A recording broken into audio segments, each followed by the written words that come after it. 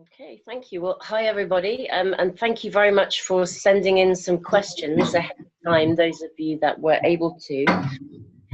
I was actually going to start by answering just a couple of those questions, but in fact, Monique just pointed something out that I think is really useful, which is when she kind of turned it around and said that I needed to see you guys, or that it was helpful for me to see you guys.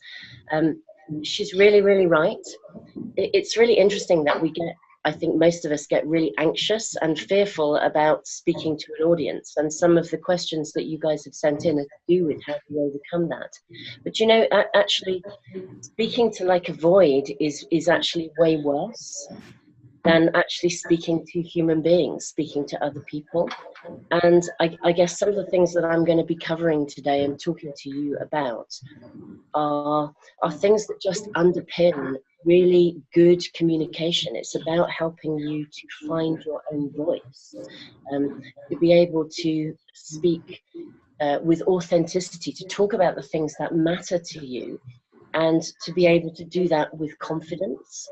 And I think when you can see an audience, you have to remember that an audience, whether it's kind of on a one-on-one, the person sitting with you is kind of an audience, or whether you're sitting with 10 people or 500 people, they're all just individual people.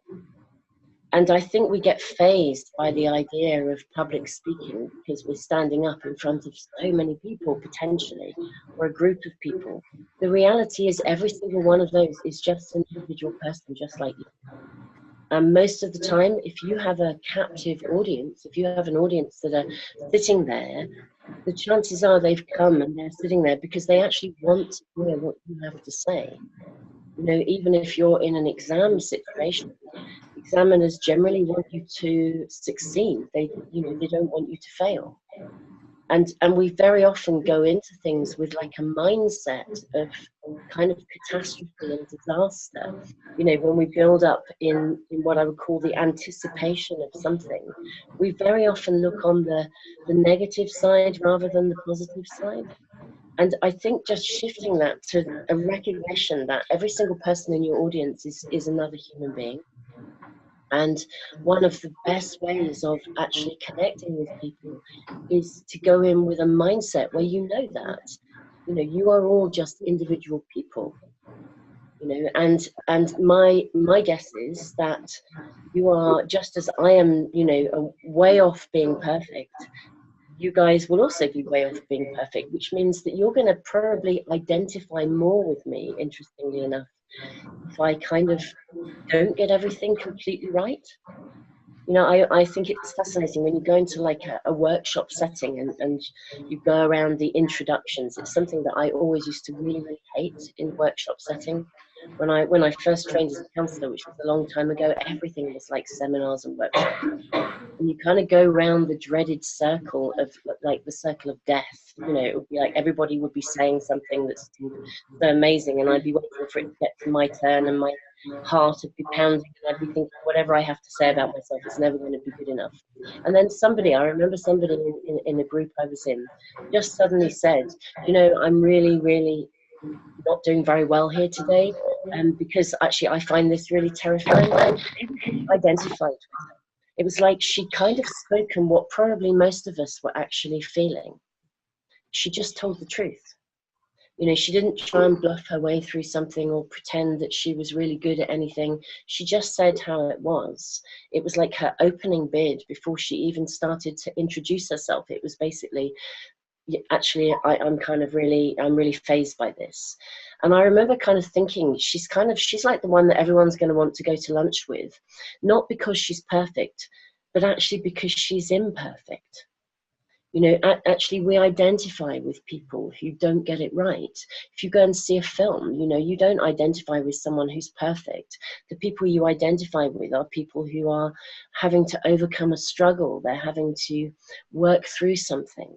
You know, they're having to strive or get over something. Life doesn't work for them. You know, those are the people that most of us identify with. And so I think a real key to kind of being able to speak not just actually to an audience, but in any way is to be really, really true to yourself and to kind of be authentic in how you are actually feeling. You know, it really is the same in a one-on-one kind of conversation. If you have something really important to say to somebody and therefore you feel nervous about it, if you kind of own that nervousness, if you say, look, I really need to talk to you about something, it's really important to me, but I'm really anxious about it. Could you help me with this? Most people will then be on board with you. And I think you can take that approach into, like I said, any kind of setting where you have to find a voice and your subject matter is important to you. And so, as I said, you know, we hear those kind of words, authenticity, congruence, they're words that people use a lot. What we're really saying is kind of, can we just be ourselves? Can we be honest? Can we kind of stand in the truth of that? And interestingly, I think it is one of the best ways to connect with an audience, is to just get up and not be afraid to show who you are. One of the things, you know, Monique was saying about that I'm preparing because I wish to do a TED talk, and the stories that I want to use in my TED talk are actually really, really emotional. And in fact, one of them is so emotional that even when I'm rehearsing and telling it to myself, like I could cry. I mean, I really well up. And I had to really think about this, because I'm thinking, well, if this is how I feel when I tell this story, even on my own when I'm rehearsing it, how am I going to do this in front of an audience? How vulnerable am I going to feel if I expose myself emotionally? And I got really tangled up in it for a while. And then I thought about it and I thought, but actually, this is a really emotional story. It's kind of, that's why it matters to tell it.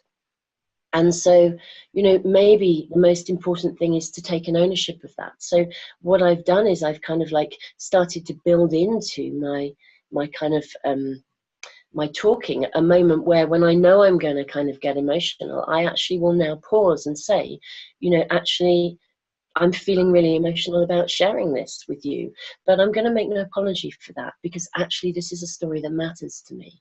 So I've like just added a tiny little sentence, but it's real. I'm standing in the truth of it. And I suspect if I then, however emotional I get, I suspect that people, I'm hoping, will be rooting for me. It's going to be much more okay. And I think people identify with us because we're human. You know, I don't think most people, you know, are not perfect, and those that come across that way, it kind of feels like they're slightly bluffing their way through life, because it's not very real. Most of us never kind of fly through life never making any mistakes. So that kind of takes me on to kind of some of the other things that I want to talk about here, which is, I think if you are going to talk about something, it is really, really helpful to talk about things that matter to you. Again, you've kind of got that authenticity and that presence. And as I said, not to be afraid to be vulnerable within your speaking, or even to show it. In coming back to not being perfect, two of the most important things that I think we can approach any kind of speaking, and indeed attitudes towards ourselves in life and others actually, is to have a particular mindset and a particular perspective and attitude towards both problems and mistakes. So I'll go with mistakes first. You know, when we're tiny and we first, I don't know, speak our first words, you know, we don't suddenly open our mouths and speak fluently. You know, a little toddler will just be making all kinds of mistakes. It's kind of like just, you know, it's just drivel almost in a way. But we love it. You know, we really latch on to those words. We encourage them. We talk back with them. We love the fact that they're not getting it right. And you know, when they start to learn to kind of walk, you know, when any of us started to walk, we didn't just get up and walk. You know, we learned to crawl, then we pull ourselves up on the furniture, we fall over a lot, we get picked up and dusted off, and we get lots of encouragement. You know, we learn through not doing it right. And I think it really interests me, at what point in our lives does that change? because actually for most of us it does. There comes a point when a mistake is seen as being something that we criticize ourselves for, that we're stupid, or we didn't get it right, or we often, sometimes it comes from other people, but we also sometimes develop a really strong kind of inner critic where we really, really slaughter ourselves and expect ourselves to be perfect the first time we do anything. And the reality is, I think if we can develop a mindset where we recognize that a mistake is, I like to think of it, a mistake is the cutting edge of your evolution. It's the place you learn the most. And I think the attitudes that we offer tiny children are really good. They're really powerful, and they encourage us to feel really okay. In fact, there's no emphasis or even recognition that we're getting it wrong, just a delight in our learning. And I think if we shift our attitude to seeing mistakes as a place of benefit, a really powerful place of learning, where we don't stop any form of criticism as such, but we change our critic to an inner critique. It means that we can kind of evaluate the things we do. We can come away and think, a bit like me being emotional, rather than thinking, oh, this will be a disaster. I'm thinking, right, oh, this is interesting. Okay, this is something that I think I'm really going to struggle with. I'm going to muddle through it. So how can I learn from that? What can I add to this to kind of make my skills a bit better? How can I take this forward? So having that fundamental attitude towards mistakes of our own as well as others is actually it's quite a life-changing way of approaching most situations, because, as I said, it means we get the optimum kind of personal growth out of anything. The second area, I think, is problems, that we often see a problem as a disaster and a catastrophe. The reality, and this is something I know through and through as a counselor, as a therapist, is when people live in denial and pretend that nothing's wrong, we can't resolve anything. We have no opportunity to work out how to fix something if we can't identify that problem. But if you approach life with an attitude that a problem is a space of learning again, the moment we identify a problem, we open a window of opportunity to work out what that solution would be. And even if we have no answers whatsoever and we haven't got a clue how we're going to approach this, the fact that we've identified the problem means that we can seek people to help us with that, or we can go out and we can find resources. So I think shifting our perception and attitude of mistakes and problems is not only a really good life skill, but it impacts hugely on things like public speaking. And the moment we shift that attitude, it sometimes lowers our anxiety. Because most of the time, if we have anxiety about doing something, I really like us to look a little bit deeper. Work out what it is that you are actually anxious about. Because what one of you might be anxious about may be completely different to what another one of you is anxious about. So for me, my anxiety when I was rehearsing the story I want to tell for a TED Talk, my anxiety was about exposing myself and feeling really vulnerable. It was about breaking down in public. Actually, your anxiety might be quite different. But if your anxiety might be about making a mistake or forgetting your words. But if you recognize what your anxiety is about, so you listen to it, it allows you to then begin to, having identified the core of that problem, it begins to allow you to work out what you can do about that, how you can prepare for it. So if you do forget your words, maybe you have a little checklist with you.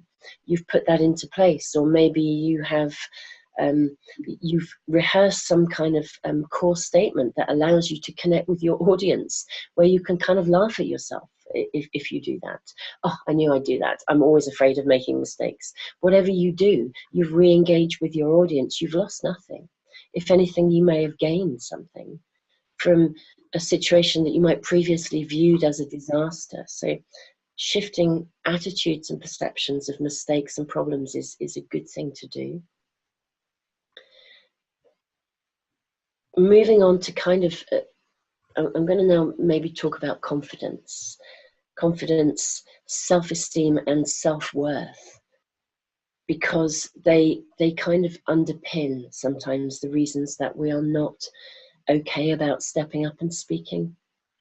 Sometimes our anxiety is that we're not confident, or indeed we're not, we haven't done it before. So actually, why would you be? You know, confidence, interestingly enough, and self-esteem and self-worth, they get lumped together. We think of them as being the same, but actually they're very, very different kind of qualities. Confidence is confidence is something that we learn through the doing of it. So if I had never cooked anything before and I was going to have friends around to eat, I could rehearse, I could practice, I could trial something. So the more I do something, the more confident I will get about doing it. Self-esteem is actually how I feel about myself. Okay, so it's, you know, some people with very low self-esteem can achieve extraordinary things, and yet they never ever feel good about themselves. We see this sometimes in kind of quite famous people, actors. Robin Williams comes to mind. Actually, he had real challenges in his self-esteem, the way he actually felt about himself. He was an extraordinary man, and he did, you know, he demonstrated, I guess, an abundance of confidence, but that wasn't how he felt about himself. So self-esteem and confidence are very, very different. One of the best examples I've ever come across that really highlights this was it was a BBC television program that I watched years and years ago. It started literally at the millennium. It was called Child of Our Times. And they took a group of children who were born at that time, and every single year they went back and they did like a little study to look at their development, you know, through the years. I only ever saw a couple of them, but they were really, really good. And one of the ones that I saw was to do with self-esteem and confidence. And they wanted to measure in this group of children how high their confidence was, and how there you go, great mistake, how high their self-esteem was.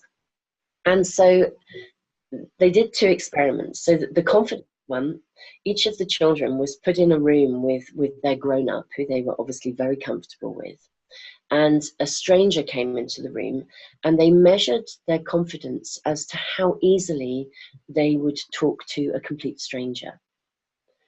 And one little girl who scored the absolute highest, she was extraordinary. She was like a little adult. She was so confident, just brimming over. She just chatted away, no problems whatsoever. Most of the children were somewhere in the middle in terms of their scoring of confidence.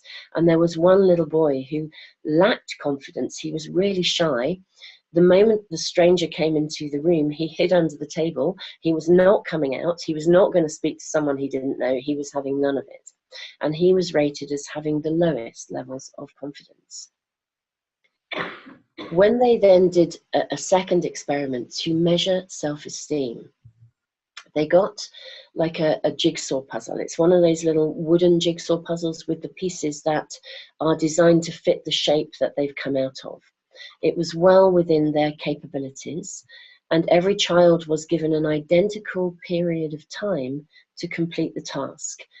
But they altered one of the jigsaw pieces so that it wouldn't fit.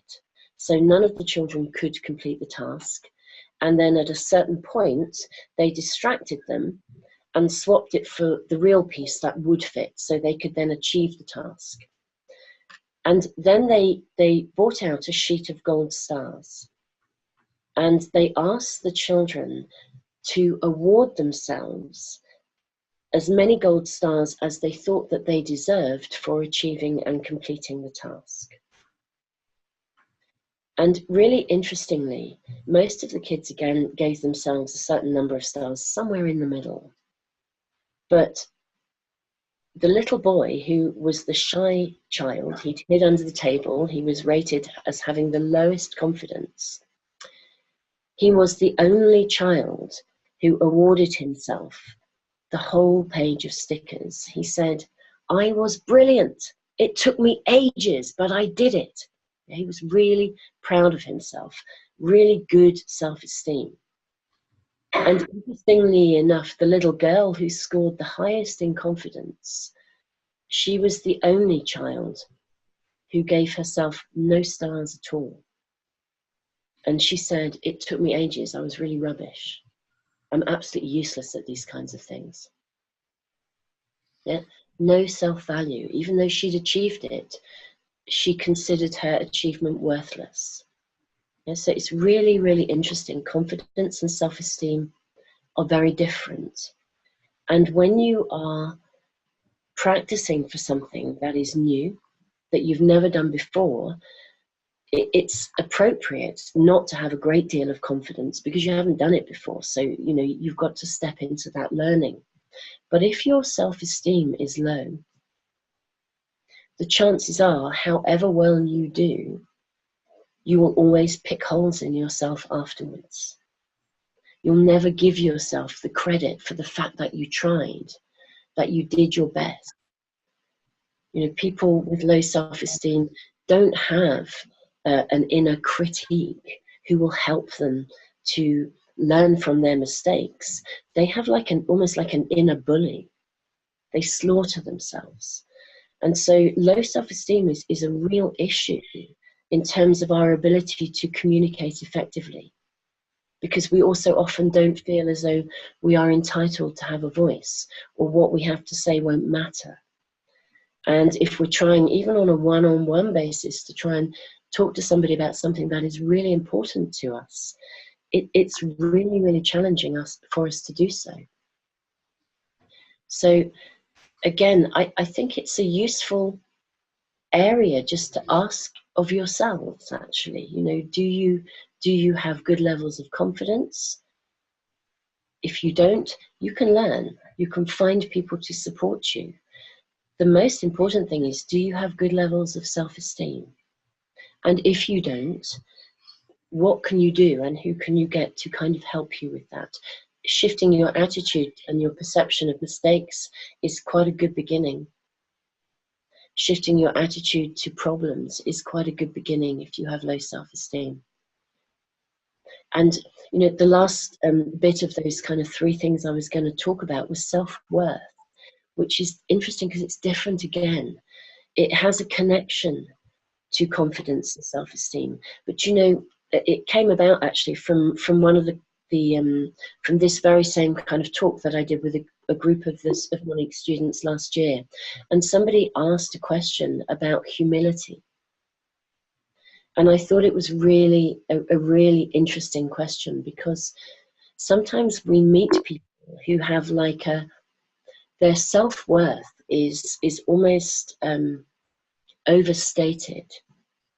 It's as though, and people with really high self-worth, sometimes they lack humility. It's a little bit ego orientated.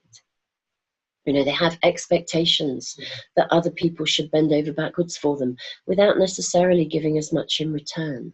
So self-worth can actually be a little bit inflated, kind of ego inflated. I think we need self-worth, we need confidence, we need self-esteem, but we need them to kind of be working harmoniously together and in balance. You know, self-esteem, true self-esteem is very much about kind of being okay with ourselves, knowing that, again, that we don't have to be perfect, but that we can do our best. So it's feeling good about ourselves, whatever is kind of going on. I think thinking about those kind of qualities, it takes me back to some of the questions here, actually. There was a couple of questions that were asking about, actually about writing. If you don't feel satisfied with your draft writing, what will you do? I think of a draft writing is that, it's a draft. I think it's, a first draft is always a first draft. And I think sometimes we need to walk away from it and come back to it. But a first draft is always a first draft. There's always scope for improvement. And so, yeah, if I'm not happy with the first draft, again, I'm going back to asking those questions. Why am I not happy with it? I want to look a little deeper. What is it I'm not happy about? Is the overall subject matter not really reaching me, not really coming from the heart? You know, am I not really standing in a position of kind of true congruence or authenticity? Or is it actually that I just need to work at this, or I need to seek some help with it? So, and there was a second question, what makes you want to write? I think for me personally, what makes me want to write is, it's the stuff I feel passionate about. I had a really interesting conversation actually just last night. I had an old friend who came to see me. I've not seen for a long time, and we were sitting at dinner, and he asked me, you know, how do you do your job as a he was asking as a counselor, not so much as a writer. And he said, how do you do your job? I couldn't listen, you know, all these people coming and talking about their problems. And it was really interesting because I just said, actually, although I hear some really tough stuff, you know, you could even say sometimes I hear the worst of humanity, but I also meet the best of humanity, because every single person that comes to see me is coming because regardless of what has taken place in their life, they have decided to step up and overcome those problems and take full responsibility for themselves right now, whatever has happened to them. And that's pretty amazing. And that is actually what inspires me to write and to speak, because I do hear about problems and I do recognize that there are a multitude of difficulties. I mean, globally, humanity is really kind of struggling. There's a lot of chaos in the world. Each of us can find a way of making, I guess, a contribution through kind of addressing and taking responsibility for our own kind of position in things. That includes each of you finding your own voice, talking about the things that you feel passionately about, standing up for the things that you feel passionately about. And so, yeah, the things that inspire me to write are kind of almost like the worst and the best of humanity, and a desire to be able to kind of make a contribution in any way that I can to support other people in being able to overcome any difficulties they have and to step into the best version of themselves, really. So that, I guess, is sort of, you know, answering some of those questions.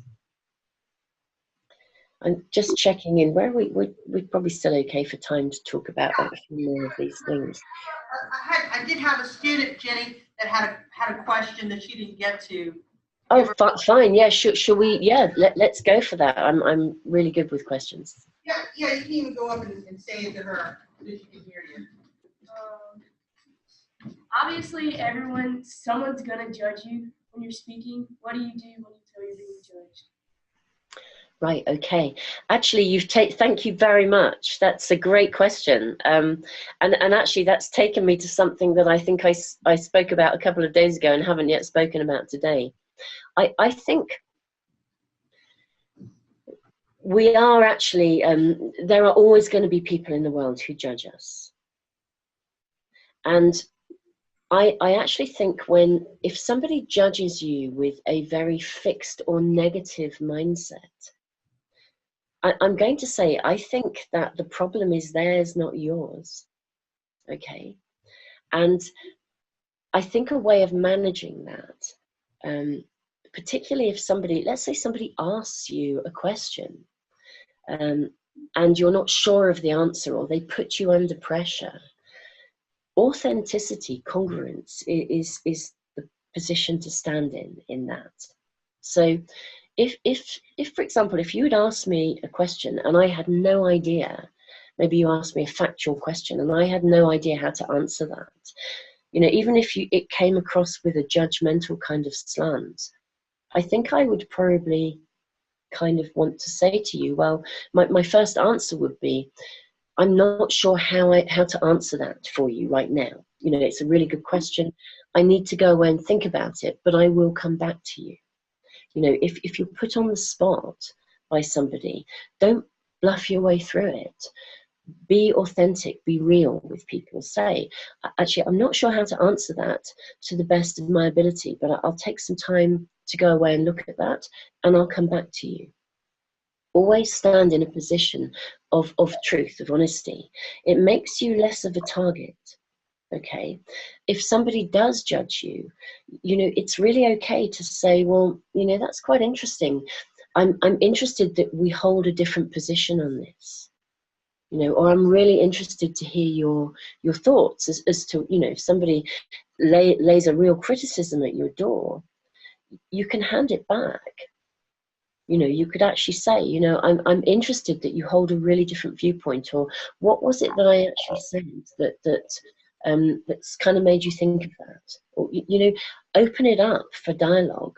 Ask them to be more explicit, you know, give it back. Because if it's just a blatant judgment for the sake of it, without any real interest in engaging in what I would call a debate, you know, I think a debate means that we actually, one person speaks and another person listens, and then the other person listens and speaks in return, even if we hold a different viewpoint. So sometimes debates sort of become like a shouting match. Who can shout the loudest? Who can judge the most? That's not a real debate. You know, so I think if someone is judgmental, I'd be really wanting to kind of almost like put it back to them, inquire a bit more, or point out the fact that maybe you hold a different position, but be interested in what they have to say. Open it up, and as I said, always stand in a strong position of truth. Going off of what you're saying, though, Jenny, there is a balance, right, in terms of what we consider to be judgment and what do we consider to be constructive criticism. Right? So we need to know that anytime we present something to the public, that will come. Judgment comes as well as constructive criticism. So how do we learn to know the difference between one or the other? Maybe in our ears, that sounds the same. Yeah, absolutely. That's very, very interesting. And I also, interestingly enough, I think some element of this is where are we sitting in any given moment? Okay, because I think that we can hear things through almost, just as we can see things through a particular lens. We can also hear things through a particular lens. So, for example, I think if I'm feeling quite vulnerable, I am more likely to hear somebody's comment as a judgment than as a constructive criticism. Okay. The truth is, you are never going to please all of the people all of the time. And not everybody is going to agree with what you have to say. In a way, I think our ability to receive people's opinions is down to us. And can we adopt an attitude of trying to engage in something as being an opportunity for us to expand our own horizons? So even if someone gives you a judgment, you can still kind of think, okay, can I learn from this? And you can work out whether there is something of real value for you to learn. Can that judgment be turned into something of a constructive criticism, something that is valuable to you? I actually listened. It was actually I think it was a TEDx talk I was listening to, and I'm afraid I can't remember her name, so my apologies for that. But she was she's a radio presenter, and she's gay. And she said she gets the most phenomenal amount of basically of hate mail. But she said she's really shifted her position from, rather than from backing down from it, she's engaged with it, even though, you know, some of it is really, you know, really not nice. But she said the interesting thing is she's been able to actually engage in some conversations that have really begun to shift some of the positions of the people who are actually quite critical of her. And I found, and that was in essence the TED talk that she was talking about, her TEDx talk. You know, she was just saying you can take something that is sort of thrown at you, and you can still do something with it.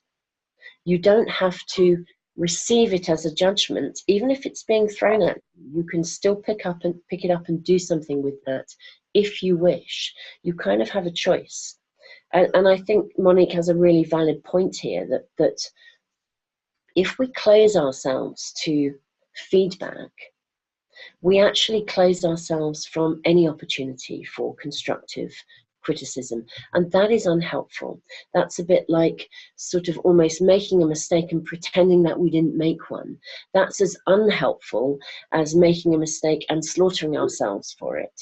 We kind of need some middle ground here, where we make a mistake and that's okay, and we can have an ownership of that because we can step into the learning.